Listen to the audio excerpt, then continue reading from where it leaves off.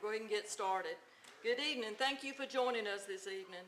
At this time, please be respectful and silence or cut off your cell phone. As mayor, I call this meeting to order on Tuesday, May the 5th at 6 p.m. At this time, let us stand for the pledge. Following the pledge, Councilman Bennett will lead us in prayer. I pledge allegiance to the flag of the United States of America and to the republic for which it stands, one nation, under God, indivisible, with liberty and justice for all. Let us pray. Heavenly Father, thank you for this beautiful day. Thank you for this opportunity for our citizens and the council to get together and discuss the business of your town, and just give us the wisdom and knowledge to be mindful of others and always do the right thing. In Jesus' name we pray. Amen. Amen.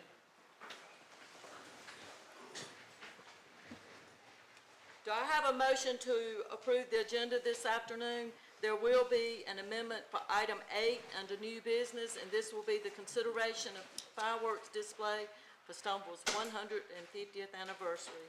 So with adding that, do we have a motion to approve the agenda? So moved. I have a motion from Councilman Thornton, a second. Second. Second, Councilman Bennett. All in favor? Aye. Opposed? Motion carries. Do we have a motion to approve the minutes? The minutes will be from our regular meeting on April the 7th and our special meeting budget workshop that was work session on April the 14th. So moved. All right, so I have a motion from Thornton, a second from Bennett. All in favor? Aye. Opposed? Motion carried. At this time, I'd like to thank our county manager, Lance Metzer. Thank you for coming tonight. We appreciate you being here. We're going to go into public hearings. So we have 5 different public hearings tonight. Each public hearing, we will have to do each one of them separate. And to do that is to allow for discussion and motions. So we're going to have the first public hearing. Do we have a motion to go into public hearing for the consideration of the contiguous annexation of ordinance 02-2026-07?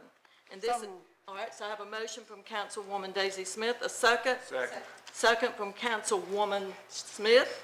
All in favor? Aye. Opposed? Motion carries. So we're going to go ahead and get started with that. Who is going to lead?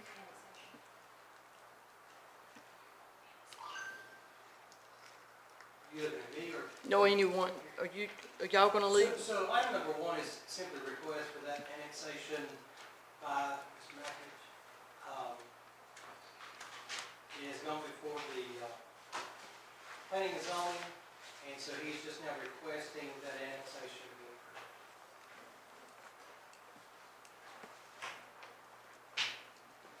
approved. Any discussion? Anybody sign up to speak? Not on that. No, sir. Any further discussion? We have no discussion? I have a question. What was the feedback from the planning and zoning? Have they heard? I mean, The planning and basically, zoning? we're waiting on that to be decided upon. Planning and zoning, we don't have a meeting for annexation, that only comes before the Okay, council. okay, thank you. So we have no further discussion. We'll go out of the public hearing, and then we'll have a motion. So do we have a motion to go out of the public hearing? Make the motion.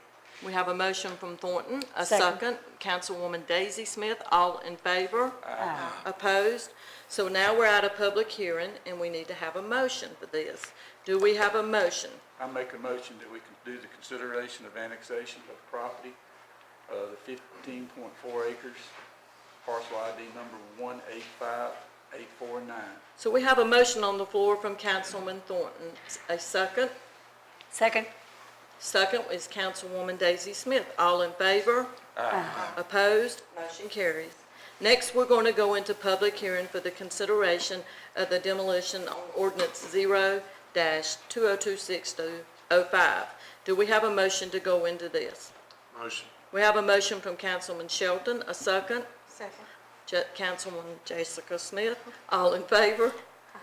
Opposed? Now we're in public hearing.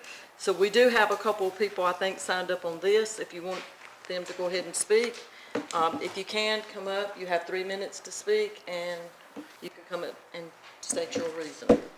And I Madam think, Mayor, it's been requested from code enforcement that we allow the property owner to speak first on his behalf. And we'll go from there. so the new, The existing property owner, Mr. Busick? Mr. Busey. Yes, sir. If you don't mind, if you can stand up there, state your name, address, and you have 3 minutes to comment. My name is Fred Busick, address is 633 South Main Street, Reedsville. Concerning the property on Henry Street. I am the owner, and I'm in the process of selling it to Charles Lamb by way of Matt Smith. So that's in process.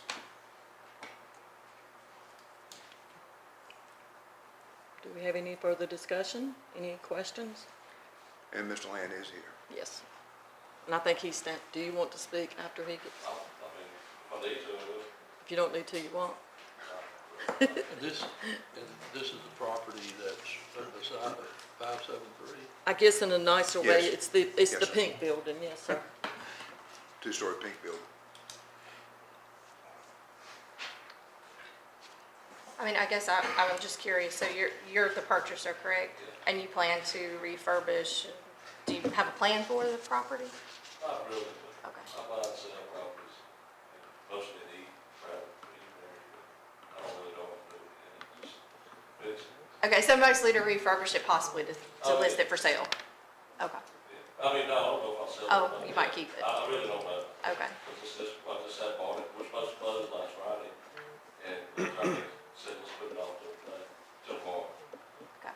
So it's a new thing to do. Okay.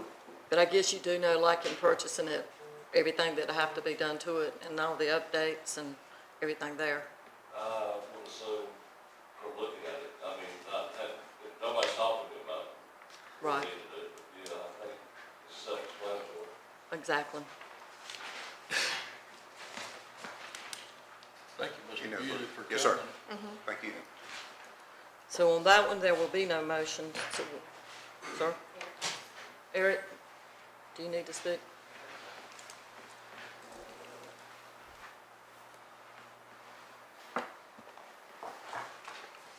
And for those that don't know, Eric is with our code enforcement. Evening, Board. As you all know, it has passed its compliance date.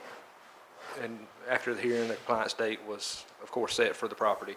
The less pendants was set in place. And what the less pendant does is keep the compliance date true no matter who owns it. So by ordinance, it could be voted for the demolition ordinance tonight. But the recent testimony from them, I'll leave it up to the board to make their decision. Any questions?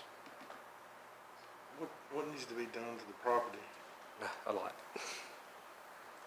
Yeah, it's over 50%, deteriorated. It's gonna take a lot of work. And what's the law on it again? It's got to be 50%. Yeah, 50% of the total assessed value. I believe we're well above that property.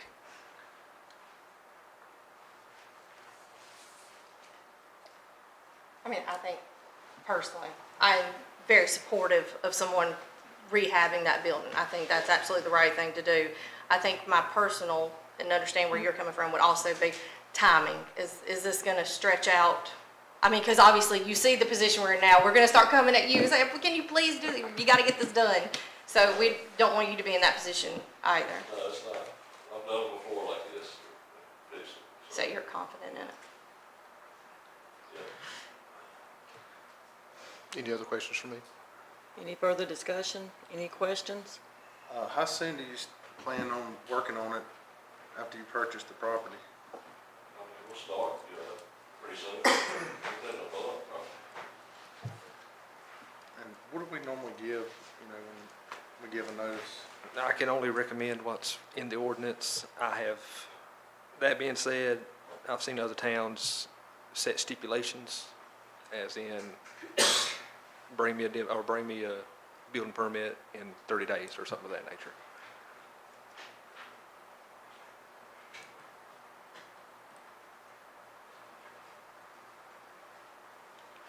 Any further discussion? Questions? Are you good, Charles? Do you need a speaker? You good?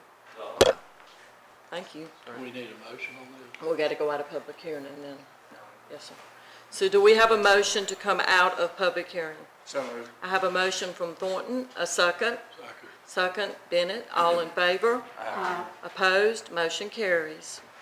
Do we need to make a motion on this with the new owner? That's correct. Or do you want to keep it how it is, or with the time limits? We need to make a motion. Well, what did you say to Lee? I couldn't hear you. You need to make a motion whether, like, I think with the list pending, so his time is up. I guess it's up to the council whether you want to allow him another 60. How many days? Like, Correct. state that, so whatever you want that to be. Since you've had the public hearing, one action you just take is to defer decision on the ordinance for a period of time, 30 days, 60 days. That way you can come back in meeting and go ahead with the demolition. It's not to put any obstacles in this gentleman's path, but the procedure's been followed. And at present, I didn't hear him offer a plan for what he was going to do. But that would be leaving as open as you can leave it. It's for him, to initiate a project of construction, something that needs to bring it back into conformance. Okay? Some time frame. Yes, sir. For a time frame. I'll make a motion that we approve this with an extension to give the contractor, the new owner, the opportunity to make the corrections. So what time frame do you want to do? What extension? Until further notice, in my opinion. Is the extension to the start of construction, or is this an extension to completion of the required? It's whatever the council decides. Okay. I mean, my intention is for compliance to the council. And, that could be 60 days or 120 or. If you gave a period of time, and this gentleman says, well, I'm starting the project, I need a little more time, he could come back. Yes, sir. Correct.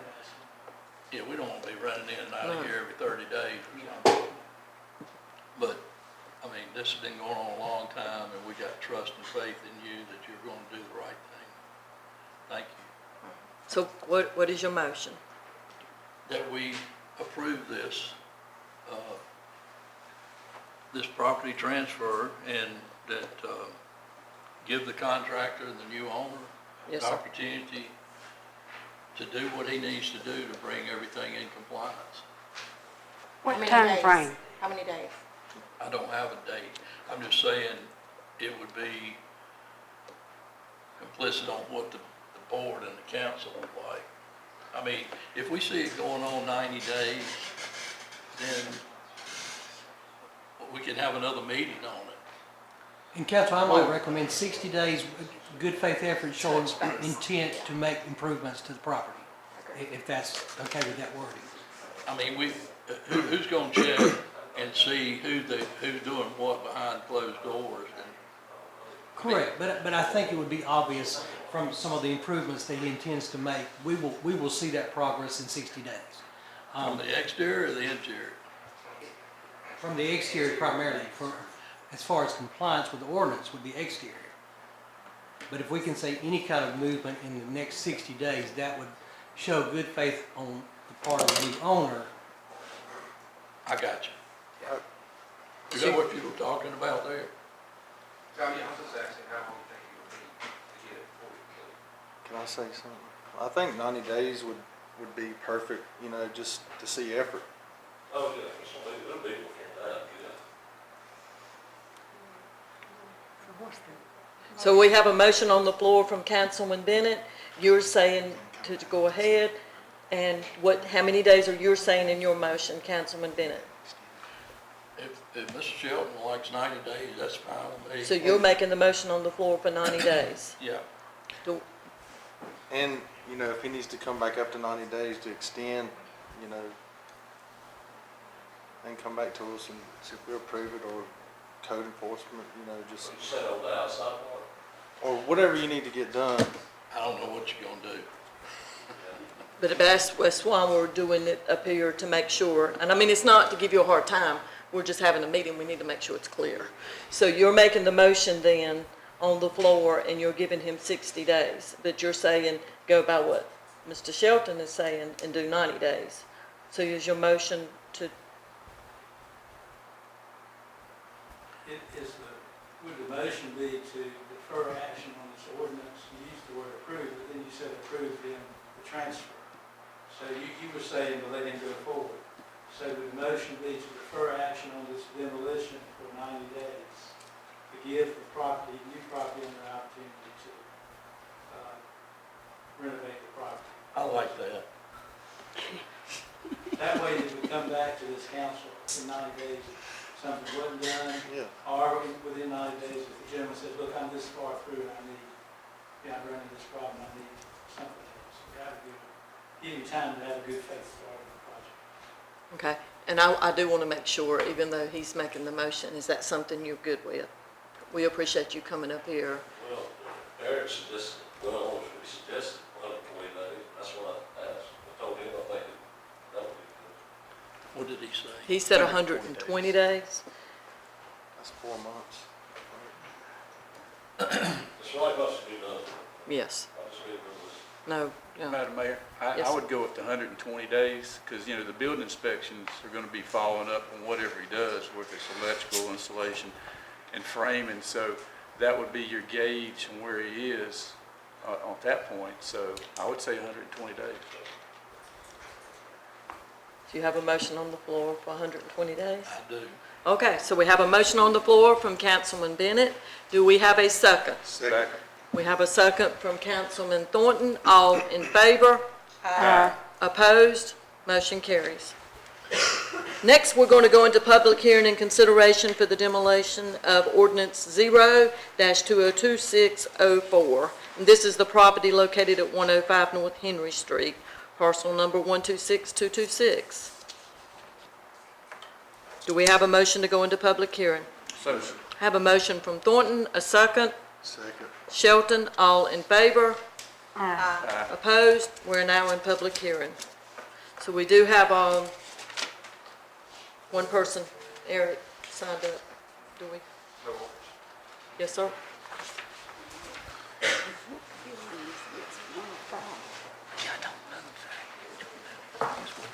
All right. Hello again. Same story with this one. Their time has passed. No significant repairs have been made. Demolition orders in front of you for the demolition of the structure. And I'll be happy to answer any questions you have. This is the antique building, correct? Yes, sir. Yes, ma'am. So, what you say again? I said this is the antique building that we're talking about right Yes, now. ma'am. Back in time, Yes, sir. I think so, yeah. Yes, sir. And I think here recently he got a nuisance notice violation for some debris and scrap metal in the back towards the railroad tracks. last month I asked about, I just forgot the name of it. When the estate's in probate, Mr. Russell. So I think we decided it's still in probate, is that correct?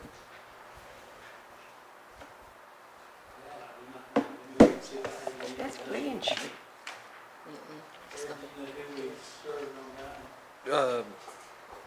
Whoever's on the title search, I ain't got that in front of me, but Wicker, Philip Wicker, yeah. Let's see.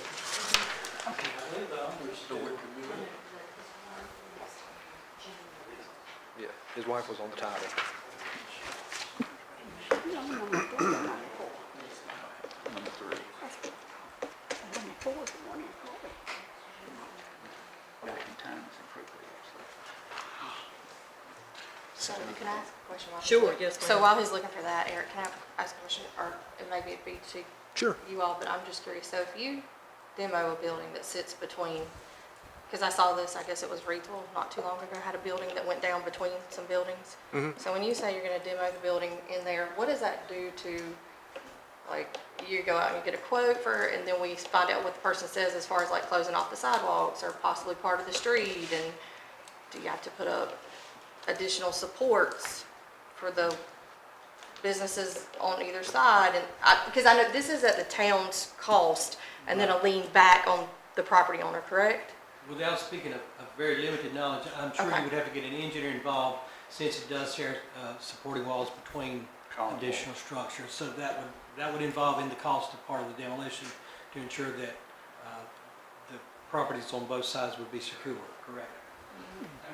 So if they can't be secure, then what happens? Right. I mean, I Well, hate the that- what ifs, but I'm just No. curious, like, what Yeah. if? What do we do?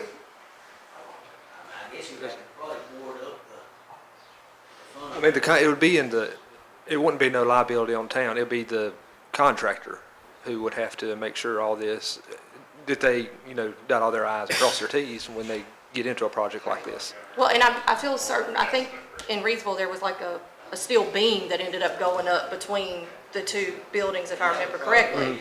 His cost of demo, the engineer said when you demo it, you need to put this and this and this, and it'll be all included in the price of it. Right. All said and done, everything still will be existing, but just set for, it'll be there.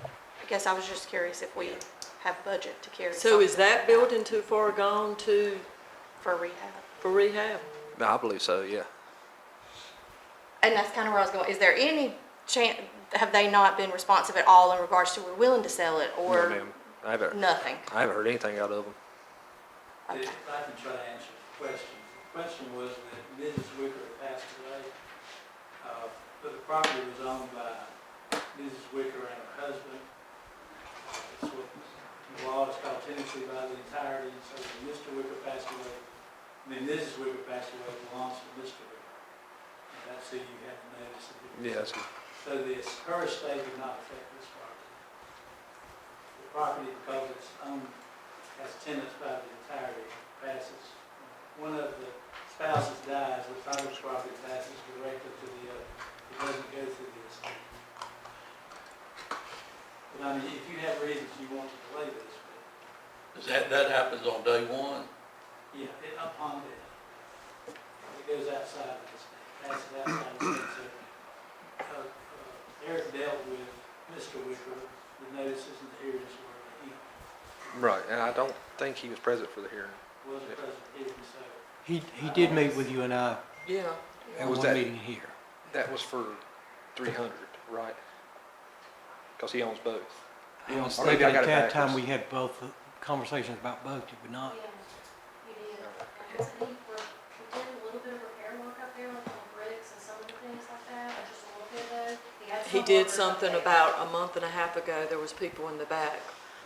They were putting the mortar between, doing the bricks or Right. something. And what we're looking for is significant improvement. Yes, sir, A little bit of mortar is not significant. correct. It's up to council to make a decision what you want to do, but the fact that Mrs. Wicker passed away doesn't affect this. Because the property belongs to Mr. It's not tied up in the estate. Gotcha. So really then, if it got demoed and it was nothing but a lot, then actually the town could go back, whatever it cost to demo is gonna be a whole lot more than probably what that lot would ever be anyway, correct?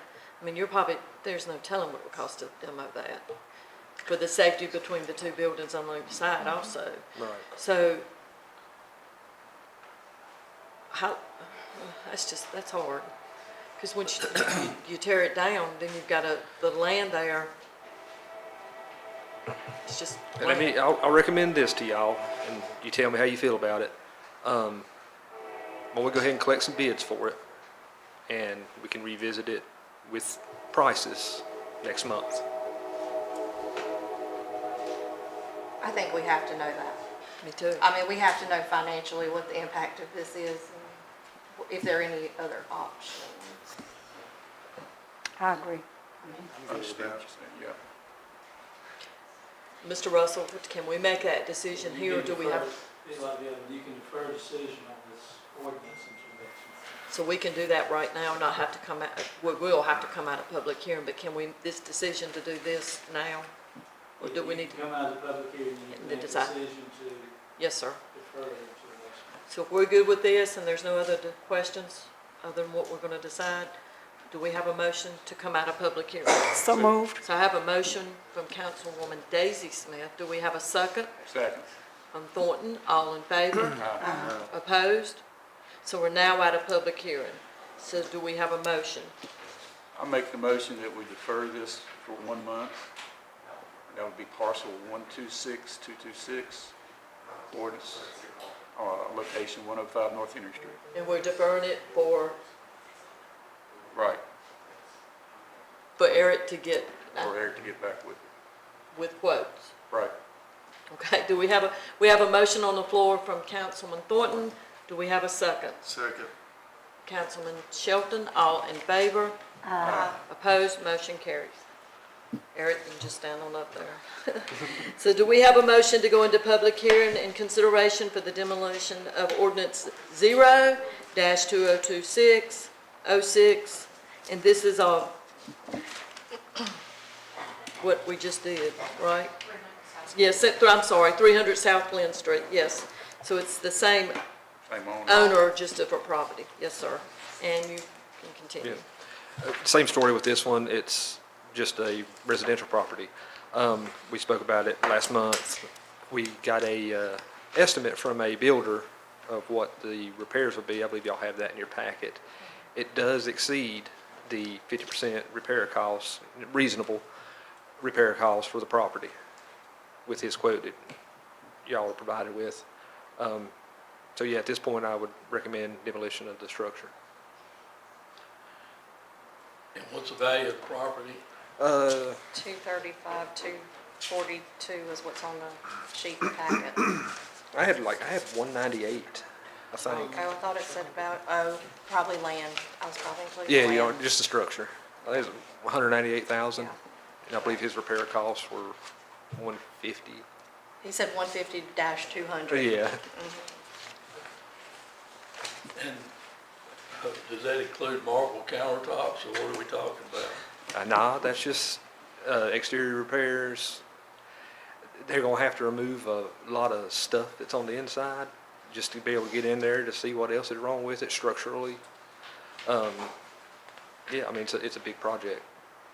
Because Costs- if I costs are remember up. right, what you said last month, is just a quote because that's just for the outside only, right? There is things occurring on the outside that is affecting the inside. For example, if you got a hole in your roof and it's raining, you're gonna have water intrusion, you're gonna have rot, you're gonna have possibly a mold issue, things of that nature. So that will have to be fixed because that exterior problem is causing an interior problem as Correct. well. But we don't know what else is inside because you're only outside. That's right. So what the it- quote was just what you think was on the outside or what may be causing the damage. Yes, But it could be a lot more inside that you don't even know. right. So what's our responsibility as a town and you're our code enforcement officer to help these people, like find a purchaser or Right. find someone to take it over? I mean, do we get involved in that, or, I mean, that's a historic house. Right, I mean, I get all that, but unfortunately, I'm not in the real estate business, I'm in the abatement business. I understand. So that's something I don't help with. But I mean, you can't hardly renovate anything for $100,000. Right. But I'm surprised the tax value isn't higher than 198. True. Did we see that on our paperwork? Yeah, it's right. How much was it, Cam? You're referring to the house, and we were talking about the house and the land. My comment was he didn't appeal the value, but he had the opportunity. So I hate saying that. But that's something he could present to Todd for next year's review, next year, to have it looked at and appeal the value then. That's a recommendation I would make to the homeowner. Because I see it every day, you know, I see the raccoons go in and out, I see the cats go in and out. You know, what's inside the house, we know it's full of antiques. Whether they get them out or not, I can't answer that question.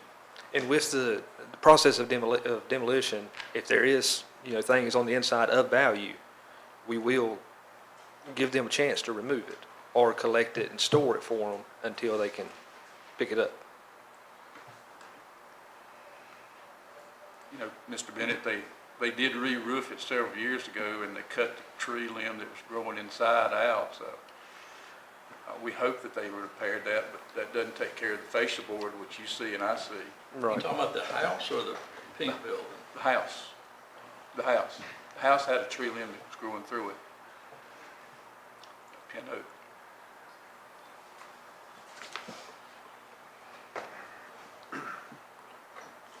And Mr. Bennett, too, with what you said, I would love to help these people, but they have to contact me first. And this is, you know, an ongoing issue. You know, there's a lot of neighbors around there that complaints keep coming in on this property.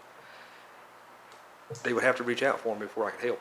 Reach out to me before I could help them. Mr. Russell, is there anything we can do to ask them to either put this property on the market for sale or to improve it one or the other without demolition? Well, it's the council's decision. It's gone through the process without a response. So you could approve the ordinance as is, but if you feel like that more needs to be done, once again, you could defer it and ask Eric to make a recontact, or if there was anybody to contact these folks. But the whole idea of the procedure is to give people due process, notice of a hearing, a chance to come. And folks who have come to hearings like this and say, you know, I really have a plan to sell it, I have a plan, you know, to renovate it and show evidence of what they're doing and make progress. It's part of the process to give them time to do that. So what you have here is somebody who's not responding and not offering. I don't know if there's anybody on council that knows this person personally, but if you felt like that more needs to be done, you know, once again, you could defer the decision.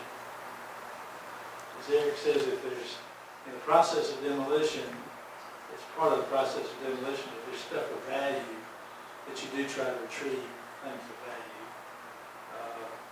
If you had a house that had, you know, a lot of marble or things like that that could be salvaged, that's part of the process to try to salvage what you can. But as you well know, when you're taking down a house, there's going to be something lost in the process. Absolutely. If I may, Mr. Belton, how long do you think it would take for Mr. Wicker to clean out the house? I mean, you're there, you see it every day. Upstairs and downstairs is full of junk. And when the guy went in and inspected, he walked in the porch back in, fell in. Fell through the porch. And, Wicker, he came away 2 years ago and parked that black car right there on the side of the street. And it'd be 2 years. The second Sunday in March was 2 years, and he hadn't been back since. And Does Tim, anybody know whether he's sick or not? Now he just. so just to You clarify, ever seen his house in Greensboro? I have. It looks like this one does. And people, I knew some of his neighbors, and his neighbors complained about it and brought that old red car back 10 years ago and bought it. What's the property in Greensboro? What street is it on? Pardon? What street in Greensboro is it on? Do you know about him? Yeah, it's on, it's in Gilbert College on, It ain't, I got it, Paul. I can send it to you. anyway.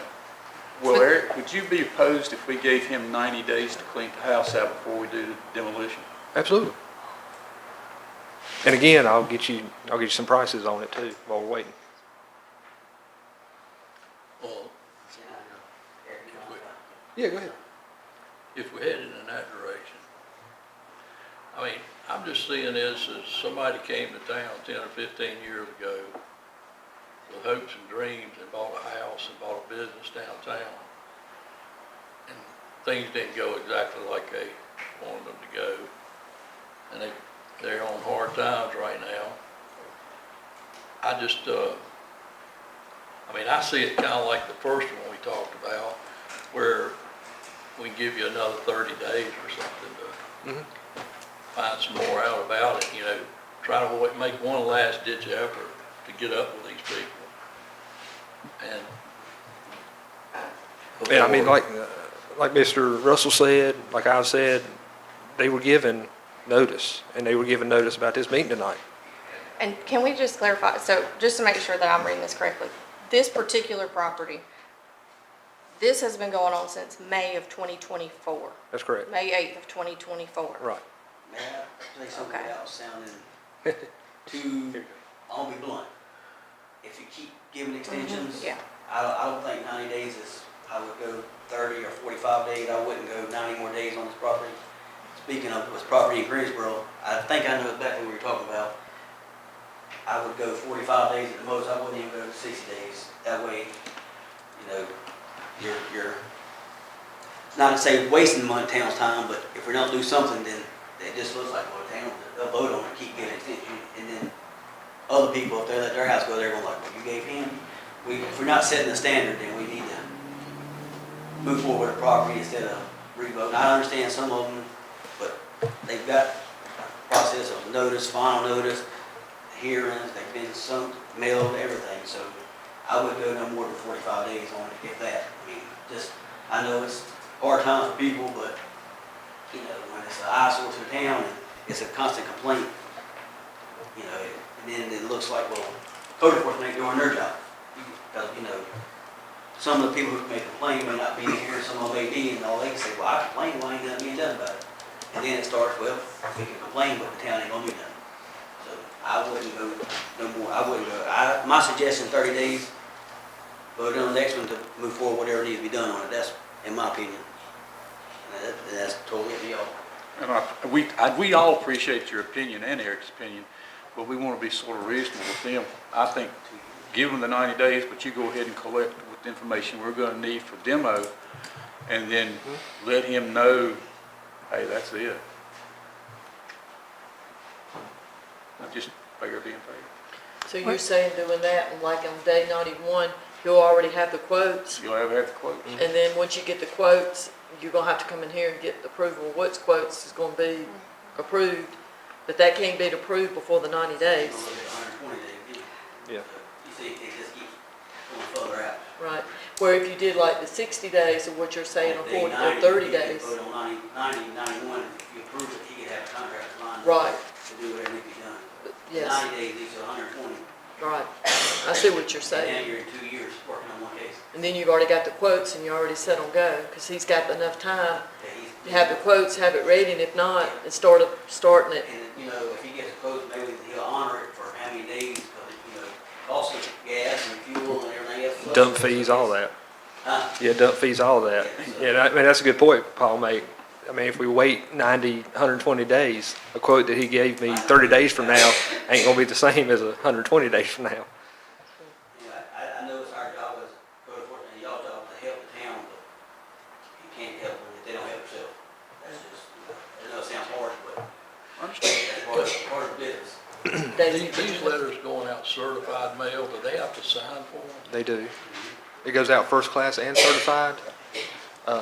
They do have to sign for it, and the notices are posted on the house itself. And if that individual is signing the paperwork? Yes, I got quite a few green cards back for this property. I just wanted to say that, you know, there's a lot of concern, and I understand it. I have the concern, but if we're the only ones that's concerned about this, and the owner is not concerned, Right. what's the point? Yes. You know, he's not showing any concern. So, I mean, that's a 2024 till now, is plenty of time for some amount of contact or movement. Well, let's fall on a happy medium. You said Yeah. 45 days? I would, how long was the case originally opened? 24. 24, so you're going on 2 years. In my opinion, if you sign a form, 30 days, vote on it 30 days, and that's my opinion, but that's totally up to y'all vote for 30, 45 days. oh my God. 45 days. Oh, 25. So, Are you sure? okay, I don't know where, okay. Nobody else had open case on it then. Did we been start here in? since 2025 last year.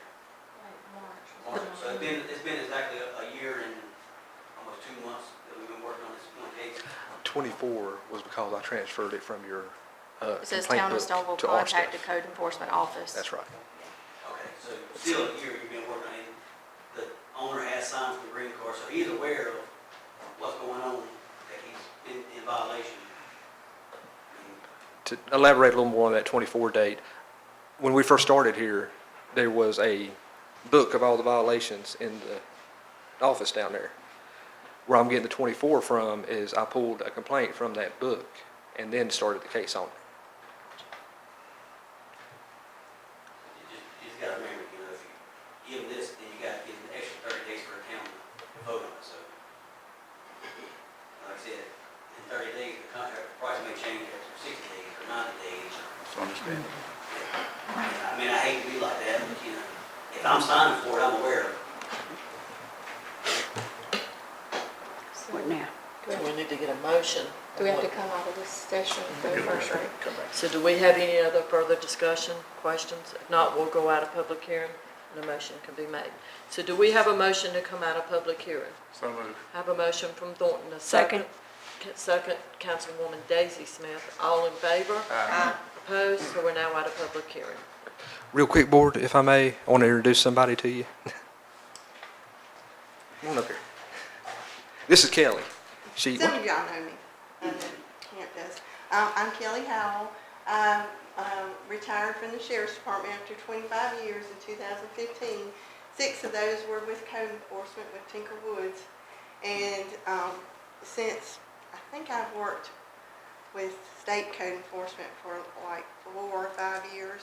And I'm recently retired, and now I've been asked to come back and handle y'all's cases. So hopefully you'll be seeing me around, and I look forward to working with you. All right, Yeah. great. Thank you very much. Thank you. And good thing about Kelly, she's local. So we ain't got to charge the travel fee no more.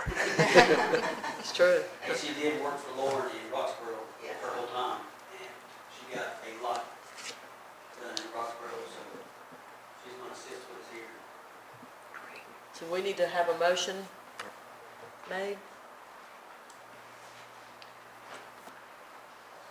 I make the motion that we send Mr. Wicker a letter, give him a 42 days, what you said?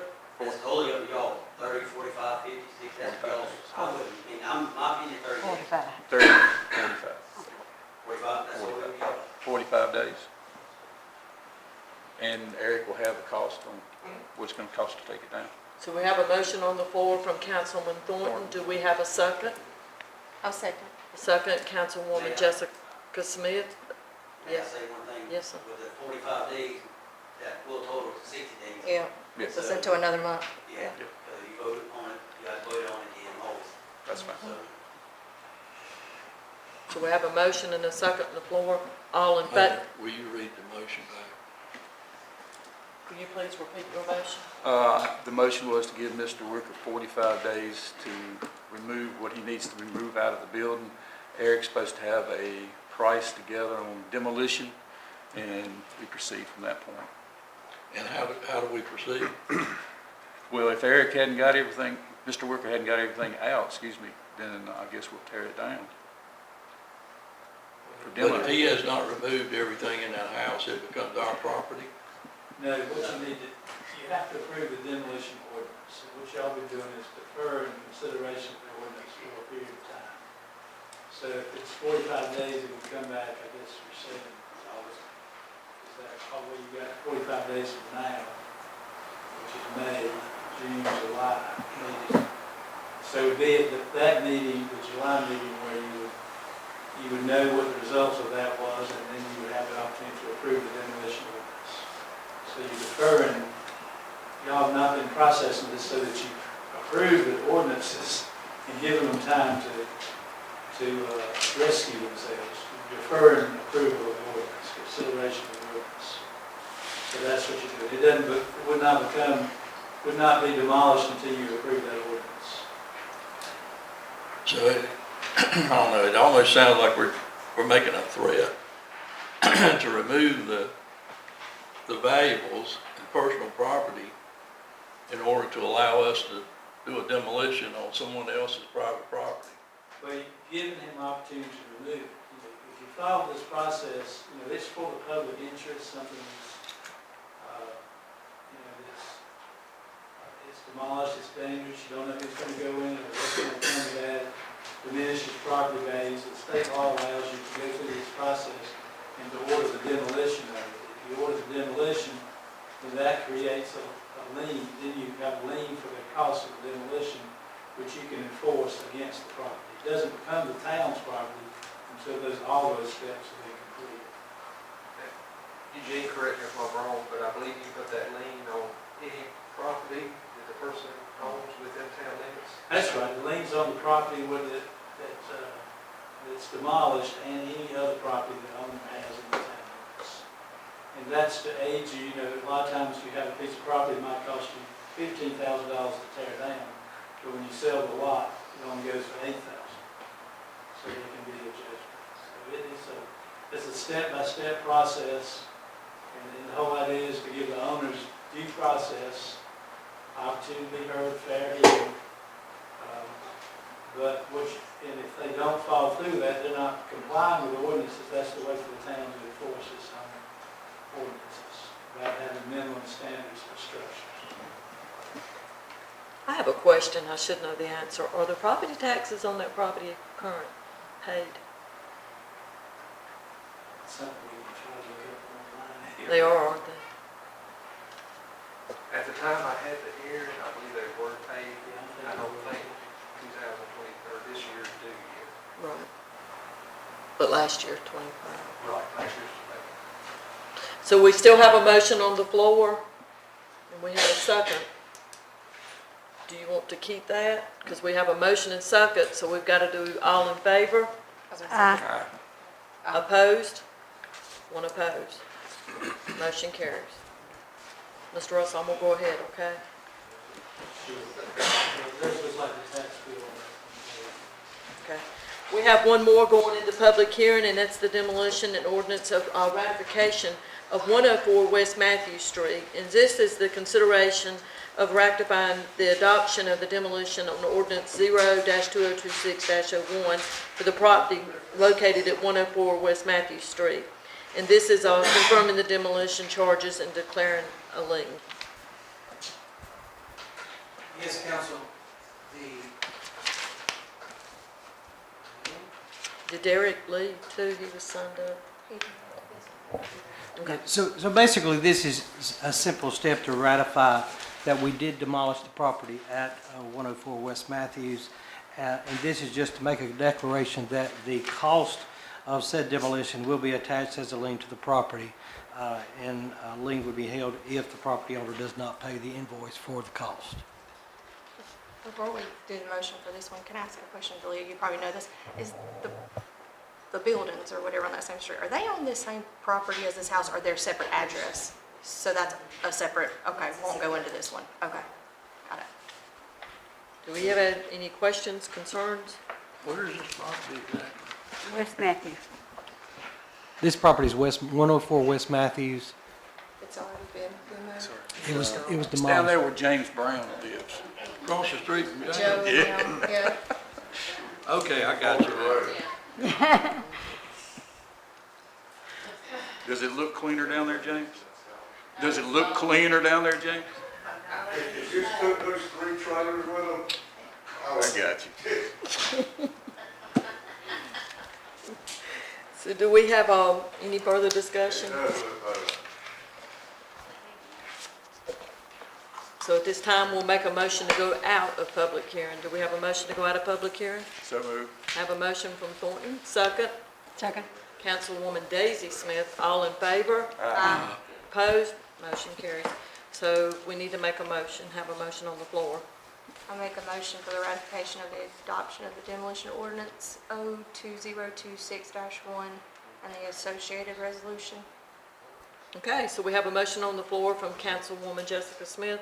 Do we have a second? Second. Second, Thornton, all in favor? Aye. Opposed? Motion carries.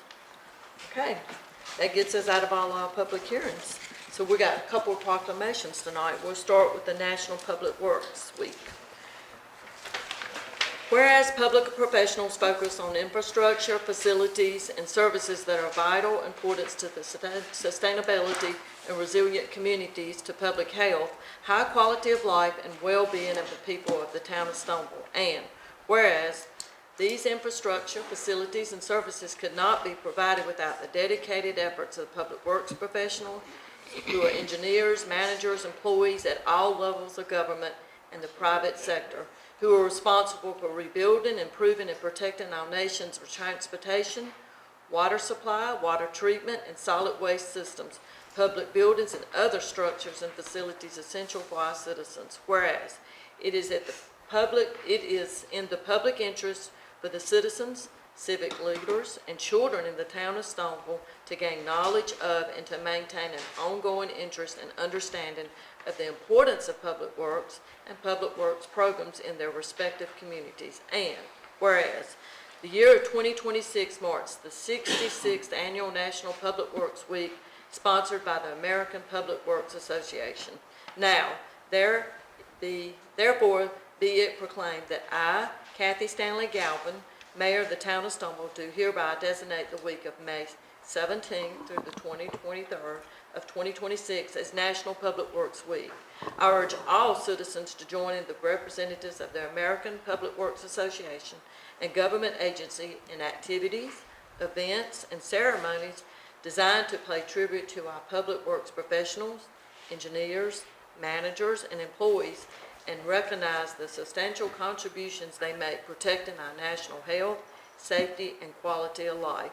In witness whereof, I hereunto set my hand and cause the seal of the town of Stoneville to be affixed on this 5th day of May 2026.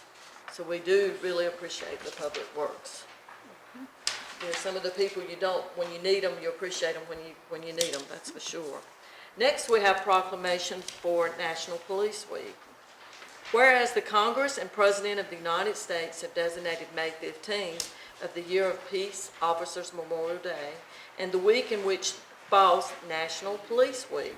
Whereas the members of the Town of Police Department play an essential role in safeguarding the rights and freedoms of the residents and visitors of the town of Stoneville. And whereas it is important that all citizens know and understand the duties, responsibilities, hazards, and sacrifices of all the law enforcement agency, and that the members of our law enforcement agency recognize their duty to serve the people by safeguarding life and property, by protecting them against violence and disorder, and protecting the innocents against deception and the weak against oppression. And whereas the men and women of the town of Stoneville Police Department unceasingly provide a vital public service. And whereas the town of Stoneville extends gratitude to their entire police force.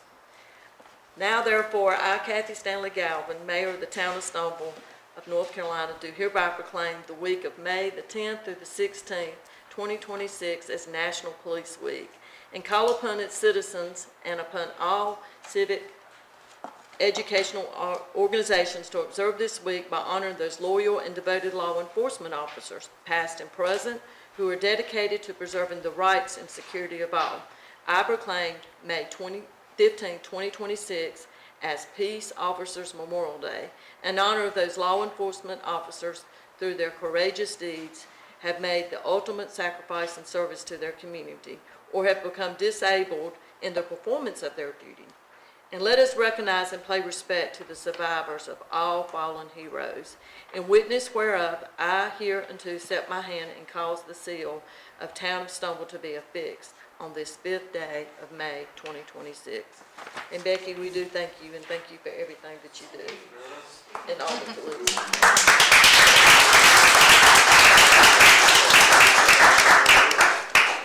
Do what? I won't escort them out.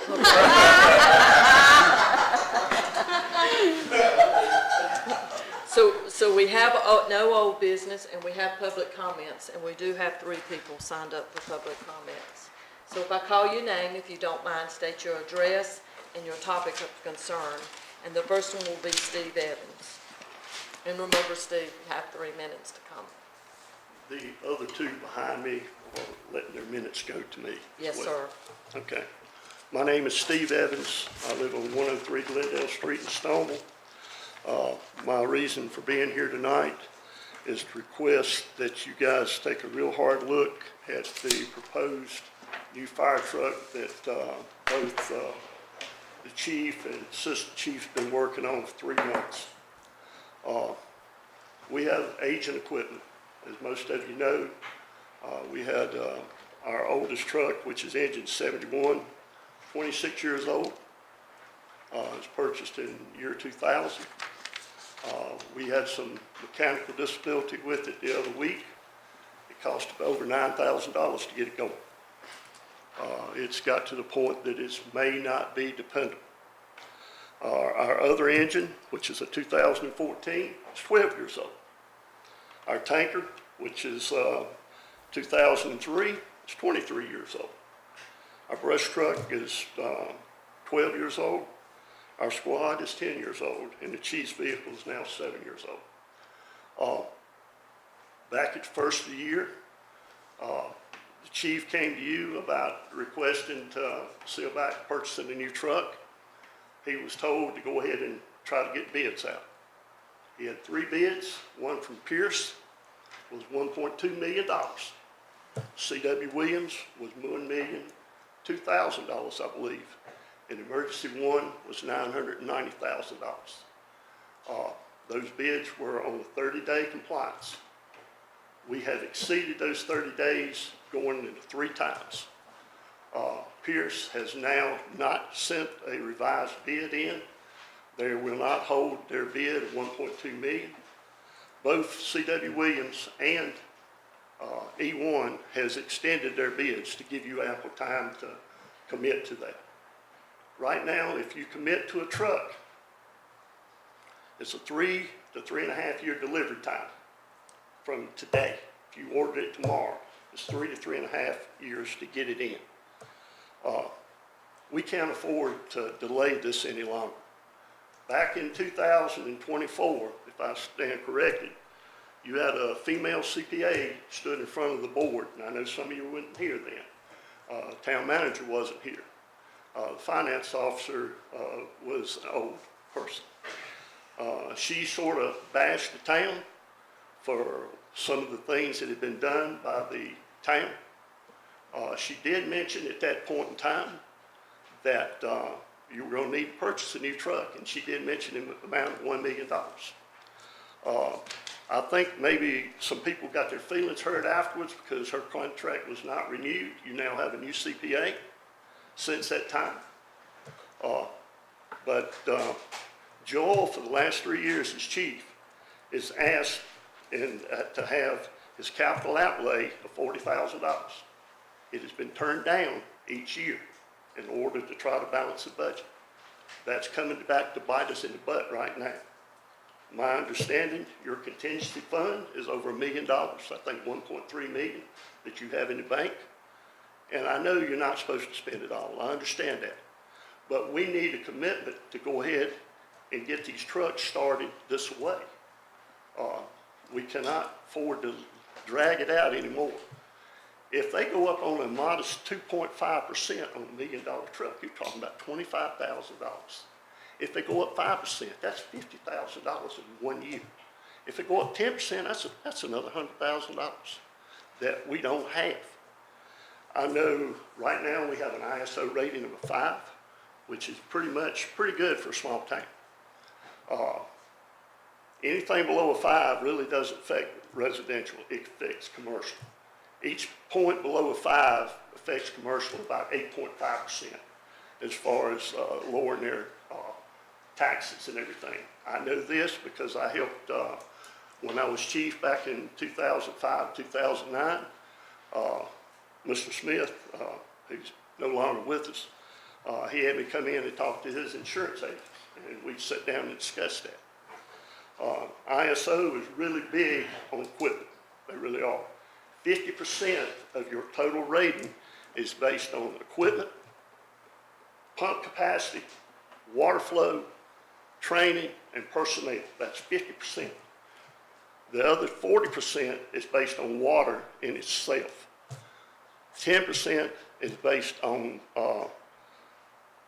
communications, And then you have an extra 5% as a bonus for outside helping in the community. What that means is education in schools, in the community, stuff such as that. So Stoneville's been blessed with the Lord. When I was chief, we were at 7. They've been fortunate enough to drop it to a 5, and that's outstanding. We have monies that are coming in. The Public Works and the Police Department, I don't know if they have positive income coming in. The Fire Department does. We have a fire tax district that we receive over $100,000 a year that comes back to this town. You know, our budget is far less than most of the other departments. And we've got $100,000 coming in. It's our obligation to help those people that are helping us as far as paying and everything. You know, our taxes are high. You know, last year, the town went through a reevaluation. Mine skyrocketed. The county did sort of adjust the tax rate, which helped some. The town did not. My little property that I live down there on Glendale Street sits on 97 hundredths of an acre. My taxes increased $800. Out of that $800, $547 went to the town. The other $200 or $300 went to the county.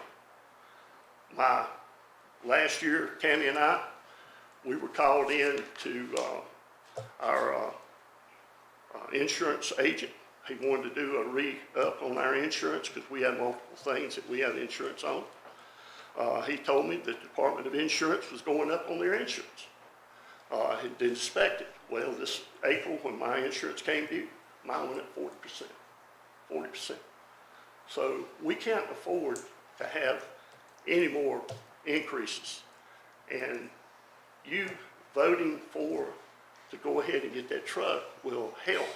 Because we're looking right now, you've got 30-some houses coming in at Greystone within the next 18 months.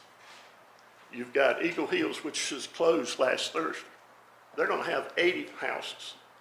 That's 110 houses right there. You've got 4 houses going up on East Main and Simpson Street.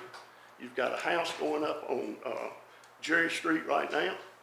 That's going to be positive income at some point in time. It's coming into this town.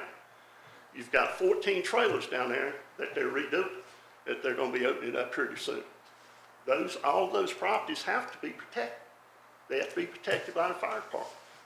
You know, I'm not taking nothing away from Public Works. I'm not taking nothing away from law enforcement because, you know, they're going to have to be stressed as well. I just hope our infrastructure is able to handle all of that. I really and truly do.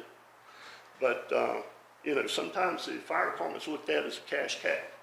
I mean, we sit there, we done away with siren, so people in town have no idea when we're running calls.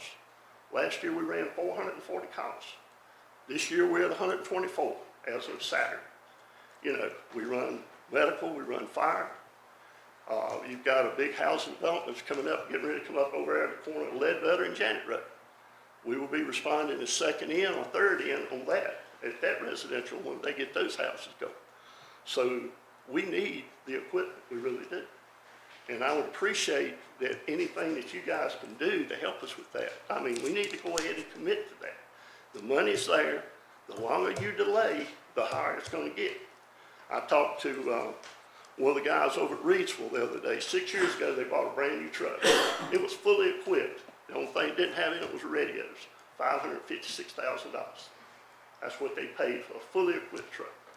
We're talking about $990,000 for a stripped down truck with no hose, nothing, just a plain Jane truck. But we've got to have it. I mean, you're looking 3 years from now, that's 29 years old plus. And we cannot continue like what we're doing. I mean, you've got to bite the bullet and go on and do it. I don't want my taxes to go up, I'll be honest with you. You know, I think I pay by far as much as anybody.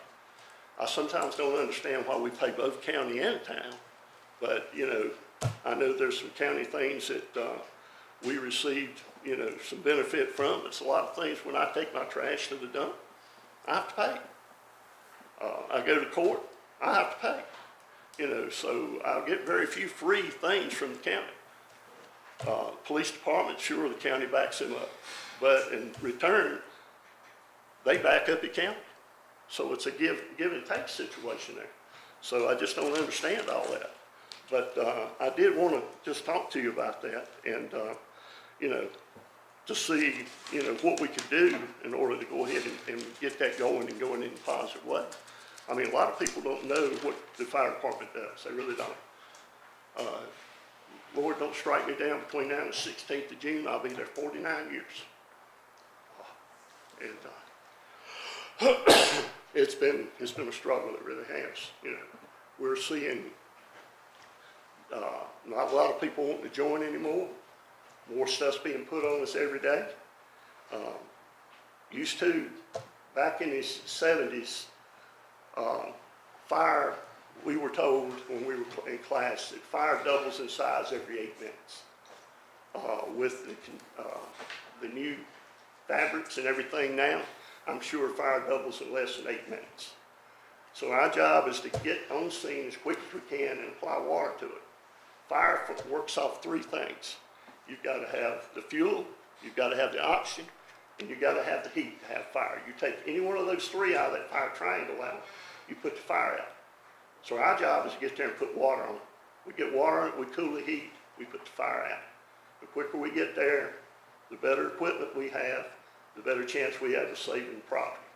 You know, and I do appreciate your time, but I do ask if you will really consider this, because we really need it. Thank you very much. Thank you.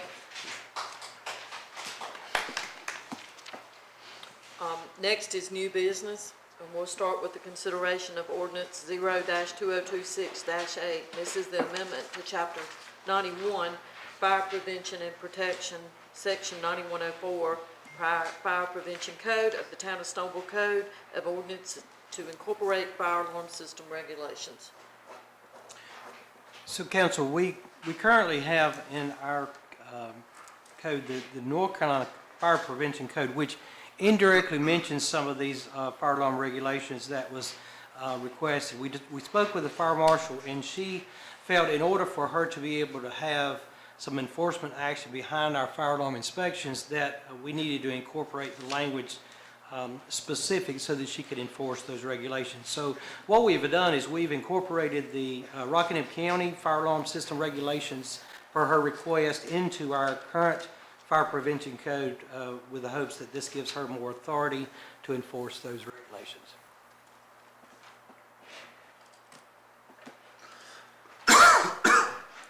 I'll make a motion that we review and approve the amendment to Chapter 91, Fire Prevention Code, Ordinance 0-2026-08. So we have a motion on the floor from Councilwoman Jessica Smith. Do we have a second? Second. A second, Thornton. All in favor? Aye. Opposed? Motion carries. Next is the approval of audit engagement letter and audit contract with Tony Brewer. He's the CPA PC for the year ending in 2026 of June. Yes, so we're at that period of the year where we are preparing for our audit for the current fiscal year, which ends June 30th, 2026. Mr. Brewer was the town auditor for this past year, and I think has been doing it for the last couple of years. It is recommended to continue the service that he has provided for the town with this letter and service agreement. At this point in time, he is suggesting that the amount of the cost to do the audit this year would be $20,000. That is a slight decrease from what we saw of last year, but he did put in his contract that it was set not to exceed $24,000. I make the motion that we go ahead and accept that for the audit from Mr. Tony Brewer. So we have a motion on the floor from Councilman Thornton. A second? Second. A second, Councilwoman Daisy Smith. All in favor? Aye. Opposed? Motion carries. Next, the ratification of emergency fire engine repair invoice, and this was for an emergency repair, and it was $9,602.07.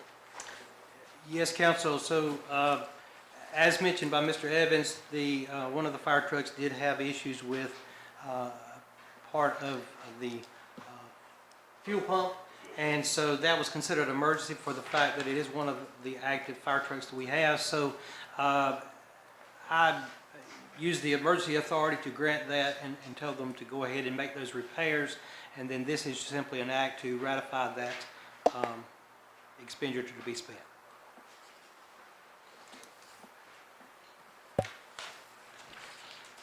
I'll make the motion that we ratify that expenditure of the $9,602.07 for the fire department engine repair. So we have a motion on the floor from Thornton. Do we have a second? Second, Councilman Bennett. All in favor? Aye. Opposed? Motion carries. Next is a consideration of quotes for our town hall renovations. And this would be off of the OSMB grant. Yes, so OSBM grant 2533, this was, I think, part of originally a COVID funding received by the county. The county allocated that as Stoneville being one of the sub-grantees. This fund was directed towards use with the town hall. At that point, 3 years ago, when the money originally came out, the town hall was all incorporated here in this building. Last year, when I came on board, we realized that it wasn't specific to the building, so working with the county manager, they agreed to specifically designate that for the town hall. One of the things that we're looking to do is utilizing these funds to make additional workspace there in the town hall and make it more streamlined for customers to come in.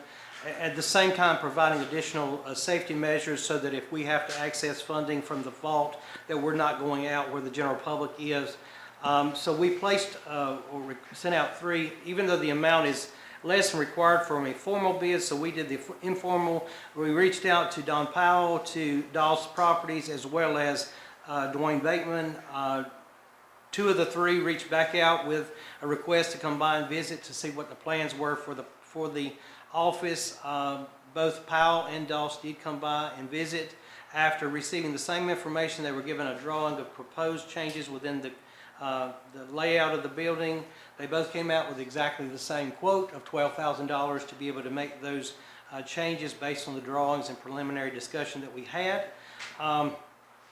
After discussion with both individuals, I feel like that Mr. Powell would be able to accomplish the job and meet the tight deadline that we're looking at, because these funds have to be expended and paid out before June 30th to meet the guideline. Otherwise, the funding will go back to the original sender, so we don't want that to happen.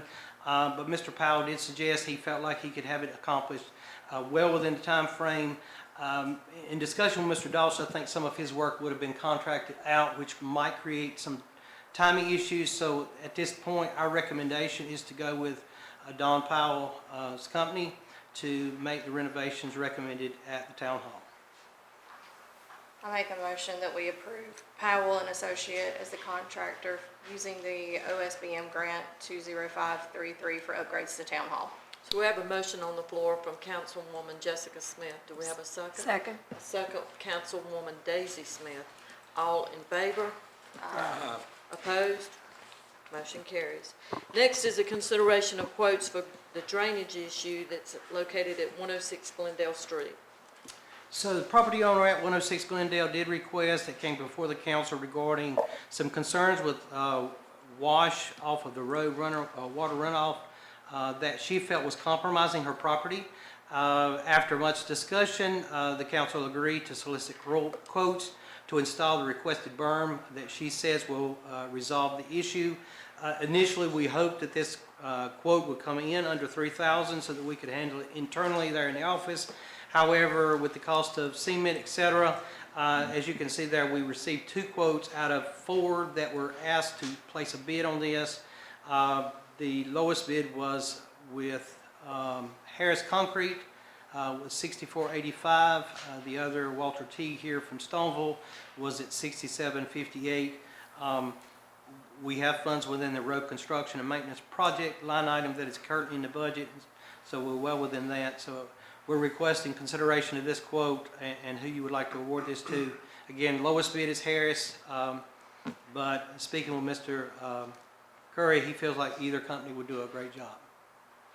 Can I ask a question about this before we go further? So I understand the problem. I read the length and the 8 inches by 210 feet. Is Byron saying, or has anybody said, when we do this, are we going to just create an issue somewhere else? Where's this water going at that point? Do we know? Like, how far is it going, to the left or the right? Is it going right into somebody else's front yard? So the burn will go from the corner of the street there all the way to the next drain, so hopefully it will direct the water directly to the existing drain. Perfect. Okay, that's what I was curious. We are not, even in discussion with Mr. Lester, engineer has looked at it, Mr. Curry, we're not sure this is gonna solve the problem. Right. But this is a solution that hopefully, if it directs the water directly to the drain, at least we're taking it away from the house. Just wanted to make sure we weren't putting it in somebody else's yard. Okay, thank you. But that's the 210, is the measurement The from the distance. corner of, Okay. to the actual existing drain. Thank you.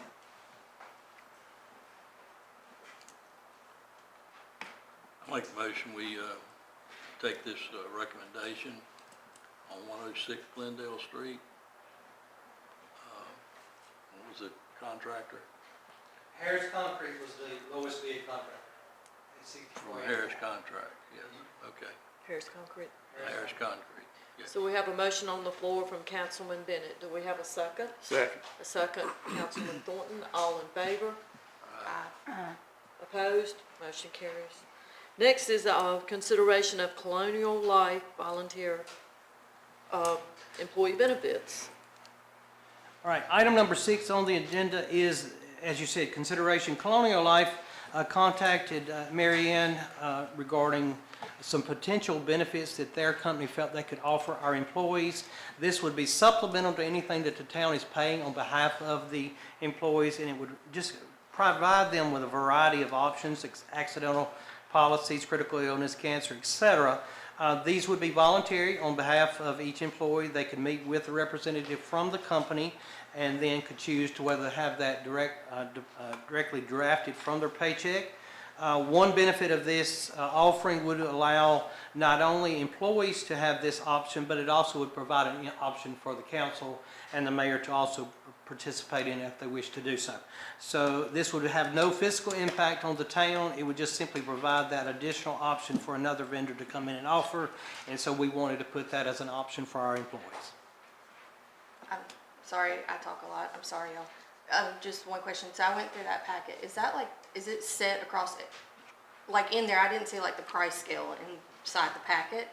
So I didn't know if each little section was specific to age or whatever. I was just curious about that. And then because the reason I was asking was I'm assuming that the cost outweighs anything that we make on the council. So I was curious how the town would handle that if we decided to participate.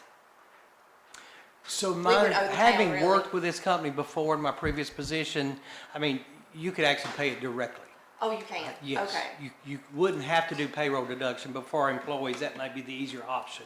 But I think Okay. you would have the option of just saying, okay, I'm part of the town group and be able to do that for your own family. Okay, I was curious how it would work. As far as the pay structure, the cost, I do not have that specifically. I think that would be going over different options, even within each policy, what you wanted it to do. Okay. Life insurance, those kinds of things. What deductibles, what things you were looking for. So I think there would be a larger price structure that would have to be determined based on your individual circumstances. Okay. Well, I appreciate that you guys created this, so I think it's a great option, an extra offering. So this is a supplemental policy, Correct. This is it's tied supplemental to, to what we already pay. is it tied to the insurance company that we're dealing with? No, it is not. Colonial Life is a separate insurance company. Okay. They are, my understanding is they solely work towards supplemental policies beyond what.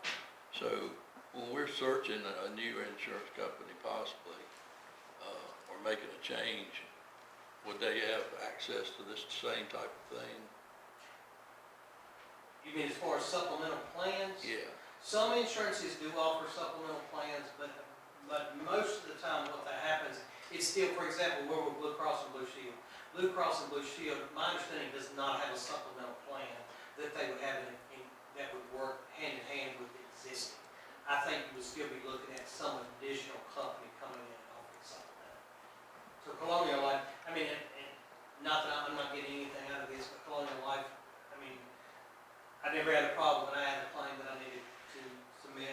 They were easy to work with. They made it happen, and I had my check within 2 weeks. I was just curious whether we need to wait till like July 1 to start it or whatever. But I think it would be probably effective July 1 once we start the fiscal year. I mean, they may could come in earlier than that, I'm not sure. But I don't think this, and I get where you're going, I don't think this has anything that would affect our decision, because when Marion has researched our insurance options, we have two major companies, and that's the only option we have in terms of what our coverage could be, but that doesn't involve this supplement. They don't offer the cancer, the accident, those things. Okay, thank you.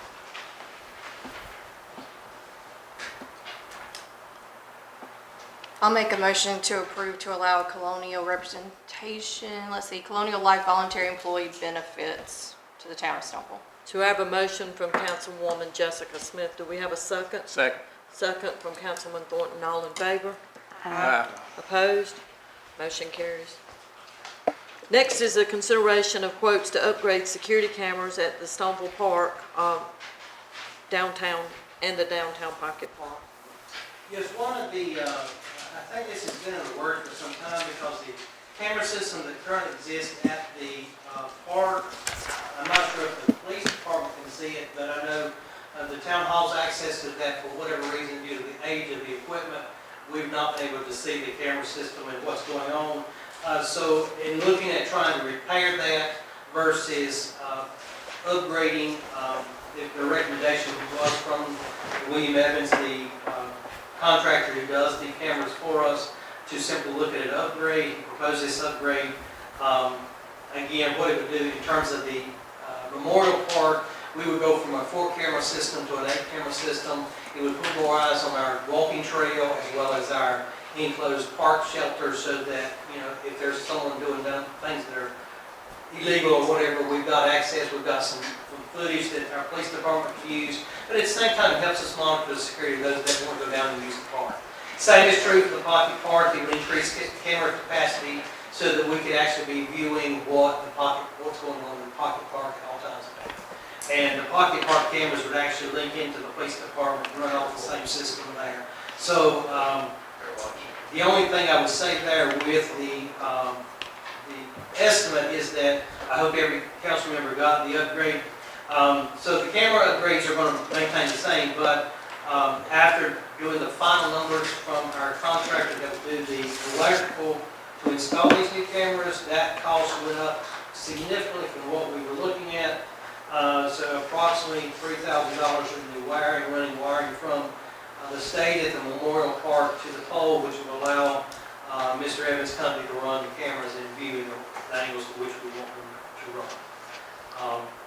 So I'll entertain on that one. I know there's a lot of information there, just entertain any questions you might have.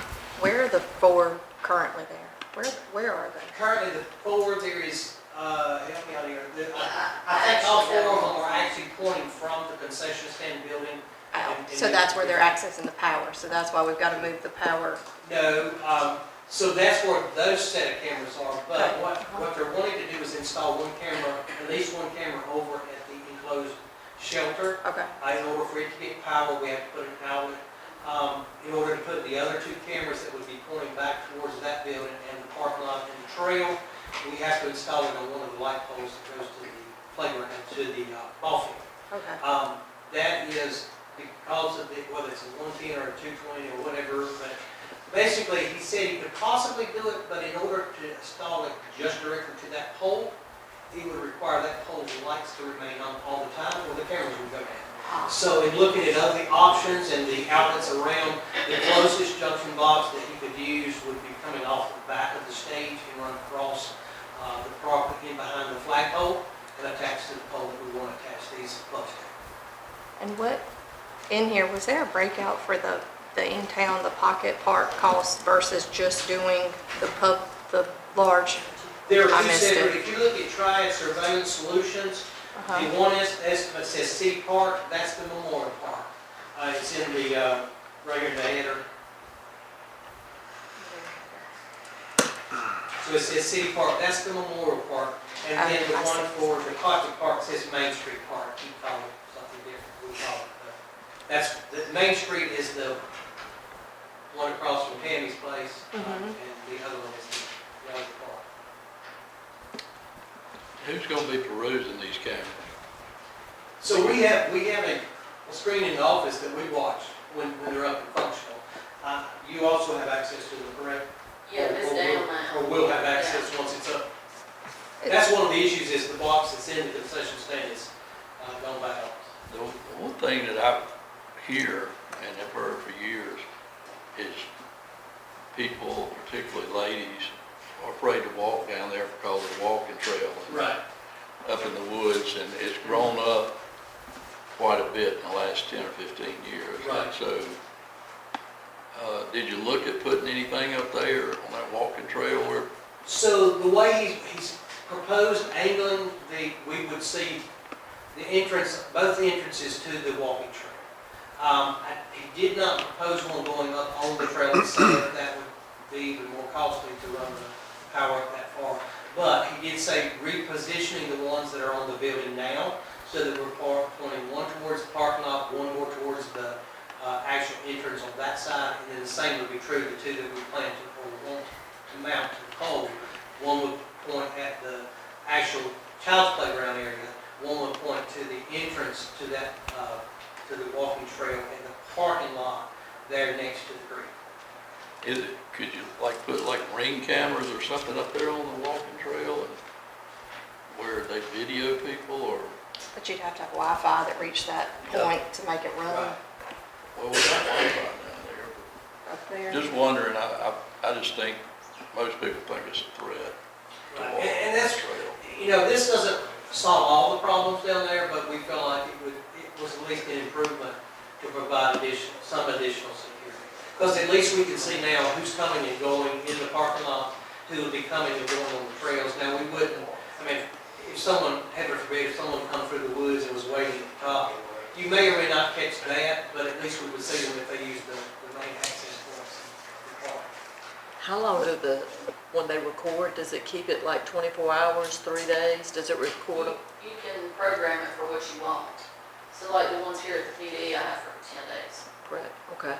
So how long is the warranty for? Because how long are those cameras? They've not been down there that long already. I mean, 3 years? So he says the cameras are fine. Yeah. It's the system that does the recording Has to that's update. causing the issue. And I think it was more of a software, Yeah, he's wanting to put more cameras in. Just add to what we And have. the system we currently have will not hold that. Gotcha. So he's gonna have to put a new one to add the new cameras. Understand. Yeah. We had the meetings with the Parks and Rec consultant here. I know this came up in discussion with her, and one of the things that I had asked if she had reviewed was the option of live webcam, because that's what everybody is going to now. They say, oh, it rained today. I want to know if the tennis court's wet or if it's dry, or I want to know if it's occupied. So they want to pull it up on the website and see what's happening in real time. So I had asked her about that, and I know she mentioned she maybe was talking to someone about our website and whether that was an option. I don't know if that's an additional cost, or, because like you were saying, who's watching the cameras, but I was just curious, have we looked into the option of possibly to see like if there'd be a webcams, camera live available feeds? for, if it was a live, we would have to talk to the website designer to see if that was, compatible with that. We'd have to talk to William to see if the cameras he proposes has that capability. That's above my knowledge. I was just thinking it's a It lot of makes money, sense. and I Correct. thought that is the future. I mean, not the future. People are there. Correct. So this is still even behind. So I thought if you're going to invest, is it just a little jump more to get to that point, or is it a leap? Right. I don't know. Or maybe we don't do the pocket park and we put And I that can to the park speculate park. that there probably is that capability. I mean, we're getting there in town hall the ability to see what's going on live at the park at any given time when it's functional. I feel like that if we can do it to that television there in the office, you could probably some way, but again, I don't want Right, to it's commit just like anybody. links and you Maybe put- just a matter yeah. of linking it to that. Because I think some can even see it through their phone, correct? Yeah, I have everything. So that would be just, I think that would be, without committing, I think that would be just a matter of working between William and Mr. Rector. How does that work with minors and all down there? With where? People that can sign on and they can look and see minor children like playing ball. Well, How does that work? I was just thinking about, like, well, you all see it on the news. I was just thinking Yeah. about, all the piers have them, Yeah. all, like Ocean Lakes, all the popular vacation spots, you can live stream or live feed any of those places. So not saying that nobody's gonna get on and just watch it. I mean, they can get on any of these public ones and just watch Yeah. them.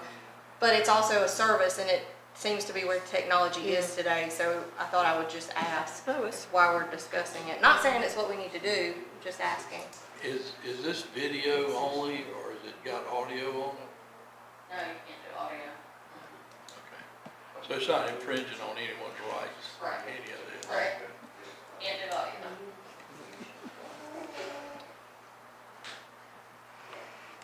So is this something, do you want to table it to find out about what you're talking about? I mean, what do you, what do you all think? I was just asking because I know we discussed it in the session I had. I don't know. Can we pull, that, pocket park money out and use pocket park funds to do that later on? You mean separate them and do part now and part later? Well, just pull the pocket park out and then be able to use more funds toward the park.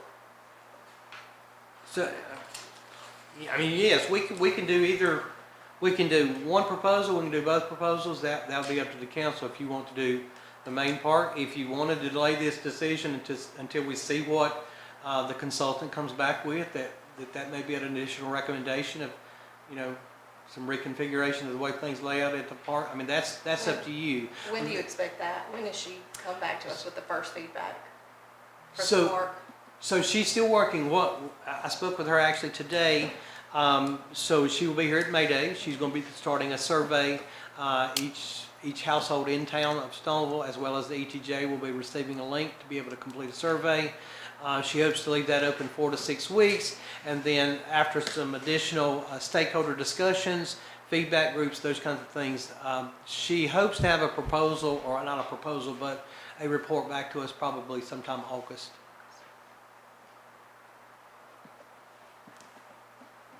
So do you want to table it and let him get other quotes and wait until the June meeting? I was about to say, maybe we table it to June. I think August is a long time to table it, but maybe we could at least inquire about the webcam, what the capabilities are, if Right. it's something easy, if it's not. And he may just say, you know what, it won't work with your existing cameras at all, and we'd be at square one. And he says, oh, it's gonna cost you 3 times as much. Well, that might be the answer that we just need to know. So, I say we table it. okay, so we can make. So a is motion. everyone good if we table it? We need to make a motion, right? No, No, we just not table for it. that. The main thing is to know that we will have to go back and get him to re-quote, because his quote is only good through the end of May. For 30 days. Is everyone good with that? Yes. Yeah. Okay. So And is that the only quote? The only reason we went with him is because he's the one currently services. We weren't putting in new cameras, we were simply expanding, so he is the contractor that is responsible and manages the current camera system. So we just went back to them, what would it take, because you have knowledge of the system that we're currently using, what will it take to expand? Would it be a whole lot of trouble to try to find somebody else? I feel, without speaking out of turn, I feel like if we did another vendor coming in and doing this, they're going to want to redo the entire system rather than utilizing existing equipment. That is functional. Great. That's just my thought. Because You're probably right. Yeah, we have to absolutely. work with the equipment that's there. They're going to say, no, that equipment's not, we need something compatible with what we sell. Many times they do utilize specific camera equipment based on their knowledge of that system. Great. Not saying we can't, I'm just saying, like, So we're going to table that. Thank you.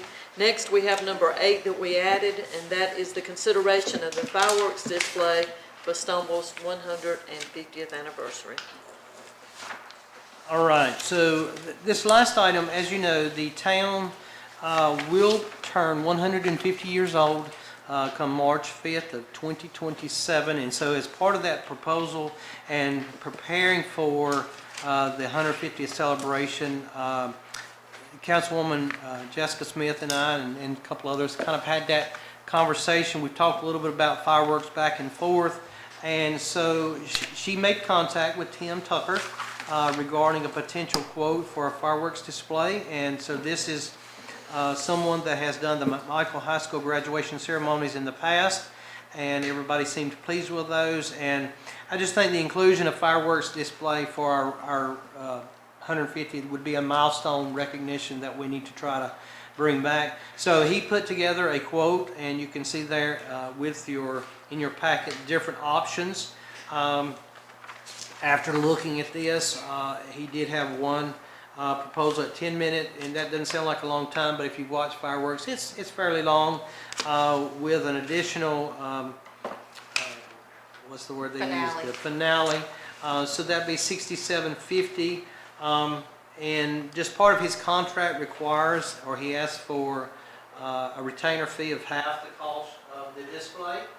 And so that would be $33.75, and we have sufficient funds, I think, in our Parks and Rec budget this year that we could cover that retainer fee if the council wants to commit to that. And I'll let Jessica speak if she has other things. But, you know, we're looking at options of possibly looking at some sponsorships for a part of those. So it could be that any and or all of the remaining, or even maybe the entirety, could be covered through sponsorships. And it could even be that we could, if we got sufficient sponsorships in, that we could see even a larger display for that time. So. The idea was that we need to hold him because he's very popular in this area. So he gave us multiple options. So that's the lower of the options. He reviewed the location. The location was the park that was reviewed. And the idea was that hopefully this won't cost the town anything, that we get to put this back. The idea is to collect sponsorships like we would for any other event, supporters, etc. This is March of next year, so we're starting now so we can start asking people to support the event. And we would do the banners and hold all the things. So hopefully this won't cost the town anything, but right now the town has to come out of the budget to put him on retainer.